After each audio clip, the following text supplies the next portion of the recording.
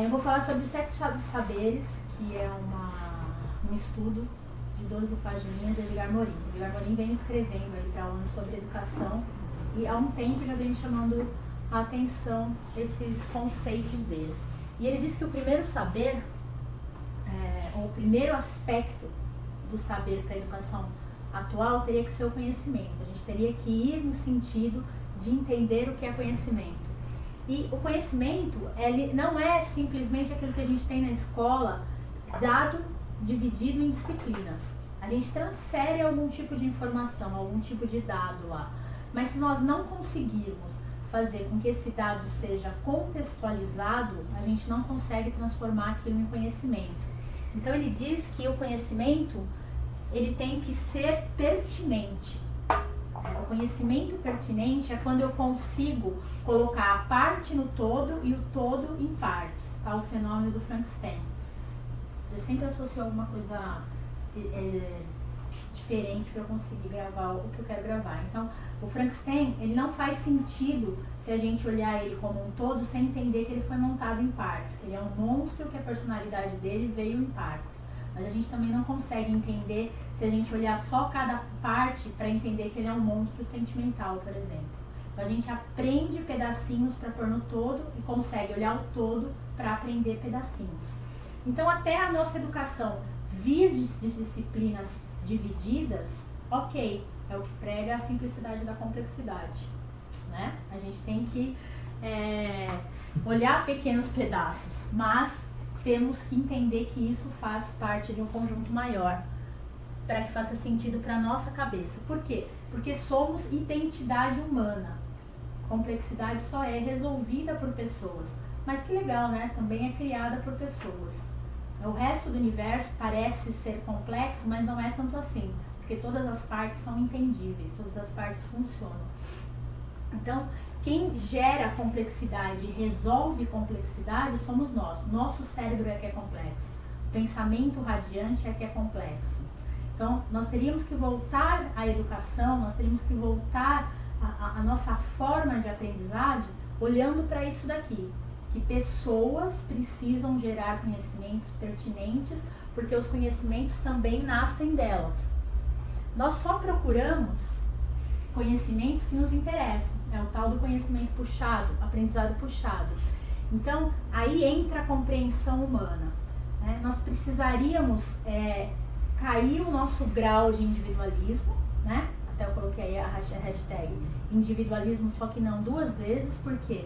Porque não dá para ter compreensão humana se a gente voltar a atenção para o eu o tempo todo. E ter compaixão, ficou errado, gente, desculpa. E ter compaixão. Toda vez que a gente tem compaixão, compaixão é um sentimento que vai além do amor. Né? Toda vez que a gente tem a empatia, se coloca no lugar do outro, a gente cria o sentimento de compaixão. E aí é que vem a compreensão humana. Quando a gente passa a compreender alguma coisa, nós conseguimos gerar conhecimento. A gente sempre gera conhecimento a partir da experiência do outro também, desde que tenha compreensão. E ter a certeza de que nada é certo. Né? Tudo é incerto. Então, os deuses podem enlouquecer. Ele diz o seguinte, que a qualquer momento um imprevisto pode acontecer e tudo mudar. Vamos voltar aí numa tragédia bem grande lá, 11 de setembro, as Torres Gêmeas indo abaixo. Nenhuma daquelas pessoas contava com aquele imprevisto naquele momento. É uma tragédia humana. Mas pode ser qualquer outro tipo de tragédia. Ou qualquer outra coisa muito boa. Tudo pode acontecer de maneira imprevista o tempo todo. Então, quando a gente divide em partes, o que a gente está tentando fazer é minimizar o grau de incerteza, para que o conhecimento seja alcançado de forma mais rápida. Mas nós só minimizamos, não dá mais para trabalhar como se tudo fosse exato, porque nem a matemática é exata. E Einstein provou isso, né? E a outra coisa que nós precisaríamos olhar agora, nesse momento, é a nossa condição planetária. Os seres humanos não são mais os mesmos seres humanos de 2 séculos atrás. Então, essa condição que a era digital nos proporcionou, que a tecnologia nos proporcionou de ser globalizado, está também nos trazendo uma consequência ruim, que é a individuação. Os smartphones, as tendências que a gente tem de ficar em mundos virtuais está nos tornando mais individualistas.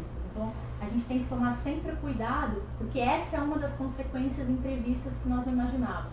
Nós acreditávamos que a tecnologia iria nos unir mais, mas ao mesmo tempo a gente está separando as pessoas dos sentimentos reais, do contato humano, do contato físico.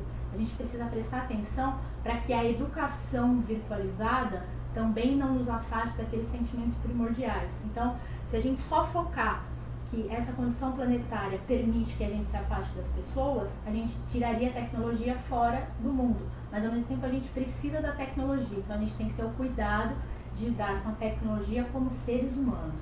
A gente tem que usar a tecnologia como ferramenta. Nós estamos deixando que a tecnologia nos domine, né? Então, prestar atenção nisso, porque tudo o que a gente precisa é entender que as pessoas são diferentes. E se elas são diferentes, existe uma coisa chamada antropoética que vai permear a educação, o modelo educacional de todo mundo.